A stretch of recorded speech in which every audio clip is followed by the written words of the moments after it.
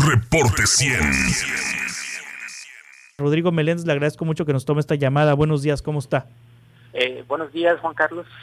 ¿Qué significa la certificación que usted tiene? Usted es salvaguarda nuclear certificado. Las personas que trabajan con material radioactivo, sean, por ejemplo, médicos o sean personas que trabajan en empresas o que trabajen con fuentes de radiación, por ejemplo, los médicos o en distintas partes, industrias, tienen que tener una cierta certificación por medio de la Secretaría de Energía. La Secretaría de Energía tiene una parte que se llama Comisión Nacional de Seguridad Nuclear y Salvaguardia, y ella se encarga a nivel nacional de extender esas certificaciones. Uno debe de tener ciertos cosas que cumplir para poder tener esa certificación por parte de ellos. Una vez que lleva ciertos cursos, trabajos con fuentes de material radioactivo, entonces uno puede ser clasificado como POE, que es personal ocupacionalmente expuesto, que pueden ser los trabajadores que están capacitados para trabajar con fuentes de material radioactivo, y el otro nivel viene siendo encargado de seguridad radiológica. Ese encargado de seguridad radiológica es el que está a cargo de todos los POEs, vamos a decirlo así, y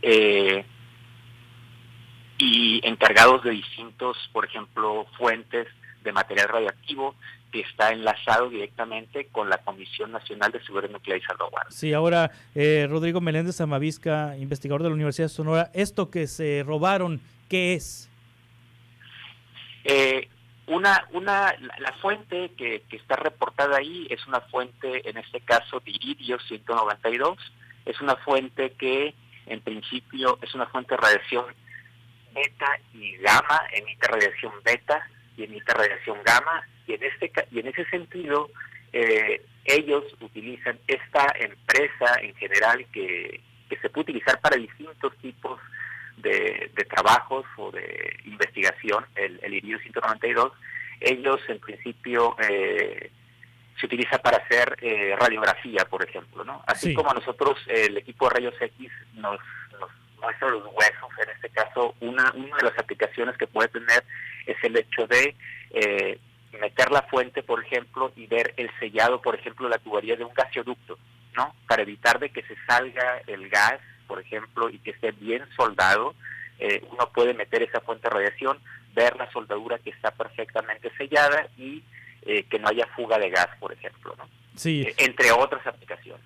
Ahora, de no ser manipulado adecuadamente, este aparato que parece pues una caja de herramientas, ¿no? Quizá a las personas que lo sustrajeron de este pick-up pensaron que era una caja de herramientas, pero de no ser manipulado adecuadamente o manejado adecuadamente, ¿cuáles son los riesgos, Rodrigo? Sí, bueno, el hecho de utilizar nosotros radiación tiene mucho tipo de aplicaciones, ¿no? Como estamos comentando ahorita, y entre ellos tiene aplicaciones a lo que viene siendo medicina, en medicina nuclear. Nos sirve, por ejemplo, para dar radioterapias a pacientes con cáncer. ¿Y por qué razón utilizamos fuentes de radiación para ese tipo de pacientes? Porque realmente la radiación mata células, ¿no? Entonces, pero en ese sentido ese podemos ir y poder enfocar la radiación a un área de una persona que tenga un tipo de cáncer y enfocar y matar ese tumor ahí.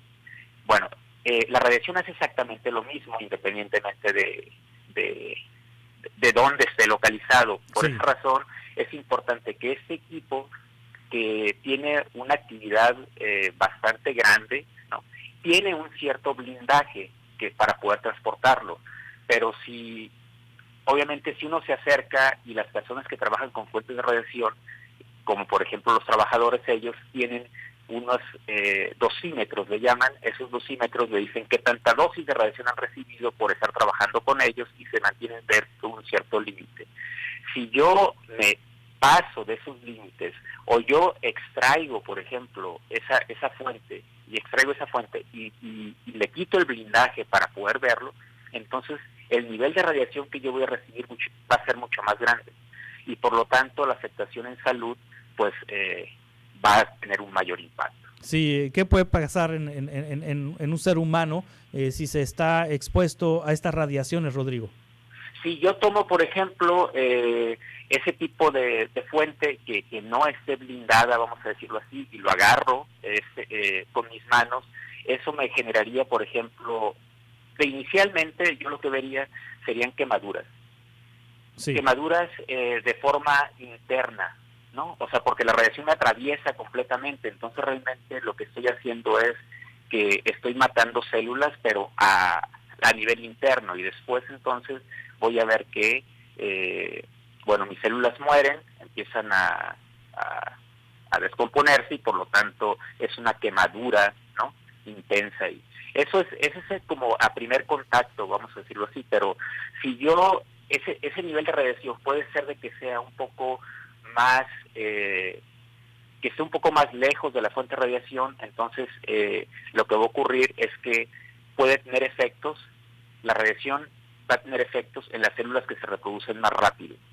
Entre ellos, por esa razón, nosotros creo que hemos visto, al menos en películas de accidentes, en los cuales unas de las cosas pueden ser caerse el pelo, la caída de pelo, sí, que puede ser temporal o definitiva, o también en las células del estómago, ¿no?, que generan en este caso, ¿no?, vómitos, diarreas, todo ese tipo de cosas, pero a todas las células, a todas las células. Entonces, depende de las células, hay unas células que le llaman más radiosensibles, es decir, son más sensibles a la radiación, y por lo tanto afectarían primero a ellas, y por eso los efectos en el cuerpo en función de la cantidad de exposición que yo tengo, sí, respecto a esa fuente de radiación. Ahora, finalmente, doctor Rodrigo Meléndez Amavisca, le pregunto, este equipo, de acuerdo con la información que emitió la Coordinación Nacional de Protección Civil, fue sustraído de la parte trasera de un vehículo estacionado en la vía pública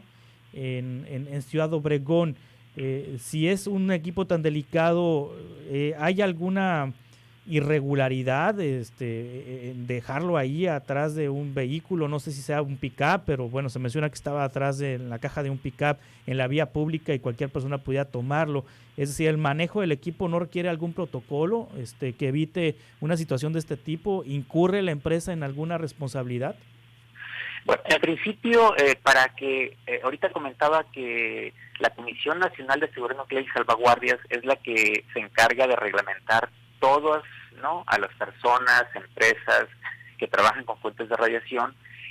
Hay una cierta reglamentación en la cual establece cómo yo puedo trabajar y manejarme con esas fuentes. Entonces, en principio, para poder que a una empresa les dé o le generen esa licencia para el uso de ese material radioactivo en esas condiciones, la empresa debe de comprobar ante esta comisión que cumple con todos los requisitos. Entonces, efectivamente, debe haber un protocolo en términos del carro, del señalamiento, del blindaje, de la forma donde debe de estar el carro guardado, resguardado, dónde estar ahí. Yo no sé, yo no pudiera decirte en ese momento, porque no tengo la información, si realmente hubo o no alguna imprudencia, ¿no?, de dejar el carro donde no se debiera, pero sí, en principio, si uno incumple, puede haber sanciones, ¿no?, para los responsables, pues para la persona, exactamente, o los responsables, ¿no?, que estén involucrados. Sí, doctor Rodrigo Meléndez Amavisca, le agradezco mucho que nos haya tomado esta llamada. Pues gracias a ustedes y estamos en contacto. Sí, claro, por supuesto. Gracias, doctor. Es investigador de la Universidad de Sonora, experto en estos temas, para conocer sobre la magnitud de este robo que ocurrió en Cajeme. Reporte 100.